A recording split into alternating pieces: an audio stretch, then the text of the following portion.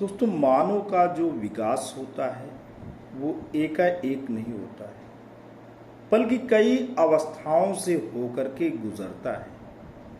अगर हम मानव विकास की अवस्थाओं के बारे में बात करें, शिक्षाविदों और मनोवैज्ञानिकों के द्वारा जो वर्गीकरण किया गया है वो 4 वर्गीकरण देखने को मूलतः मिलता है। जन्म के बाद पहली अवस्था दोस्तों शैशवावस्था है, दूसरी अवस्था बाल्यावस्था है, तीसरी अवस्था किशोरावस्था है और अंतिम और चौथी अवस्था जिसकी हम बात करने जा रहे हैं वो वयस्कावस्था है।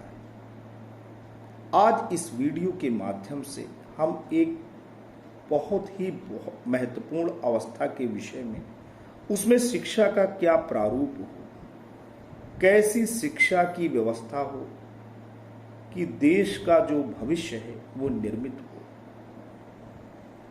उसकी हम बात करने जा रहे हैं। दोस्तों, वो अवस्था है बाल्यावस्था।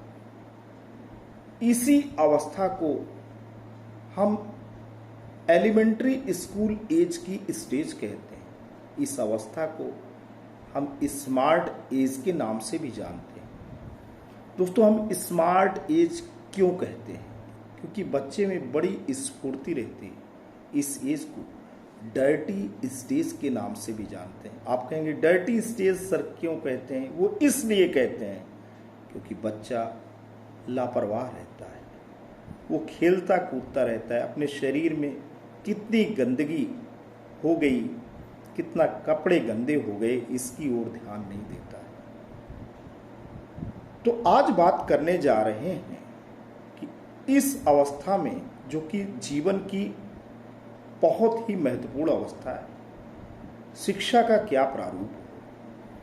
क्योंकि ये ही अवस्था दोस्तों ऐसी अवस्था है जिसमें जीवन के जो मूल्य हैं, जो जिंदगी को देखने का नजरिया है, जो आदतें हैं, जो मूल्य हैं, वो आकार लेते हैं। काफी हद तक हमारा जीवन कैसा होगा यही स्टेज तय करती है। तो है ना दोस्तों, जीवन की अति महत्वपूर्ण आधारभूत जो भूमि है वो यही अवस्था निर्मित करती है।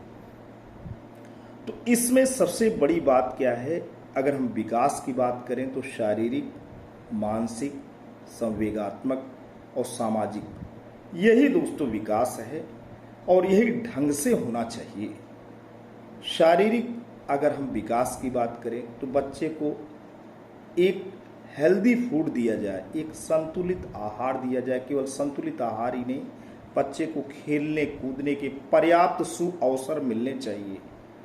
और सबसे बड़ी बात यह है कि बच्चा जब औपचारिक शिक्षा के केंद्र में प्रवेश पाता है तो वहाँ शिक्षकों का जो व्यवहार है वो सहानुभूतिपूर्ण होना चाहिए, वो प्रेम से पूर्ण होना चाहिए। शिक्षकों में प्रेम की ना केवल भावना हो, बल्कि उनके आचार विचार से जो प्रेम है, प्रेम की रसधार बहनी चाहिए।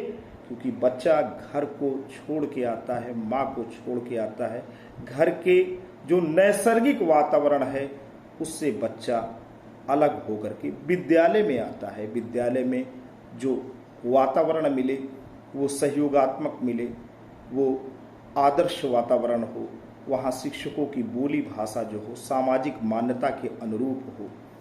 क्योंकि ऐसी अवस्था में बच्चे का भाषाई दोस्तों विकास होता है। तो भाषाई विकास ऐसा होना चाहिए कि बच्चे के मानस पटल पे एक ऐसी छाप पड़े जो कि उसके व्यक्तित्व का निर्माण करे। तो शिक्षकों को जो भी बात औपचारिक शिक्षा की अवस्था में भाषा का प्रयोग करें वो मानक के अनुरूप भाषा हो, सामाजिक नियमों रीति रिवाजों के अनुरूप भाषा हो, ऐसी भाषा हो जो बच्चे अनुकरण की विधि के द्वारा सीख सकें, बच्चे उनके तरह बनने की कोशिश करें। क्योंकि भाषा के जब प्रतिमान हम सीख लेते हैं तो हमारे जीवन के जो भाषाई विकास की जो प्रकृति है, जो प्रवृत्ति है दोस्तों, वो विकसित होती है। तो औपचारिक शिक्षा में हम भाषा को स्थान देते हैं, खेल कूद को स्थान देते हैं, बच्चों को बोलने के ज़्यादा सुअवसर प्रदान करते हैं, विचार विमर्श, भाषण, या बच्चे को सामूहिक खेल के माध्यम से कैसे उनमें अनुशासन हो, कैसे उसमें उत्तरदायित्व हो।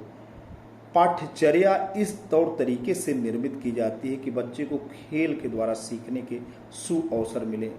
बच्चे के प्रति जो भी बर्ताव हो वो सहानुभूति और प्रेम से भरा हो, तो ही दोस्तों बच्चा बहिर्मुखी वातावरण में सीखता है। बच्चा आपस में अपने वातावरण को जब त्याग करके आता है तो शैक्षिक जो वातावरण निर्मित होता है, विभिन्न पृष्ठभूमि के बच्चे आते हैं, उनसे भी बच्चा सीखता है, शिक्षक से भी सीखता है। तो एक जो वातावरण दोस्तों बने वो सहयोगात्मक हो, उत्तरदायित्व से भरा हो, प्रेमपूर्ण हो।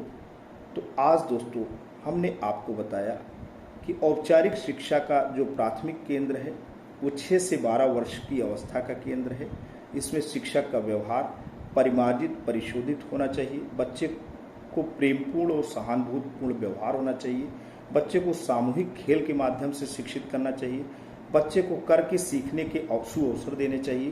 भाषाई विकास अच्छे तौर तरीके से भी होना चाहिए। तो दोस्तों आज के लिए इतना ही। आशा करता हूँ कि ये जो श्रृंखला है हमने जो शुरू की है वो आपको पसंद आई है। पसंद आई है तो पसंदगी का चिन्ह अंकित करें, इस कंटेंट और वीडियो को लाइक करें, चैनल को सब्सक्राइब करें। Thanks for watching.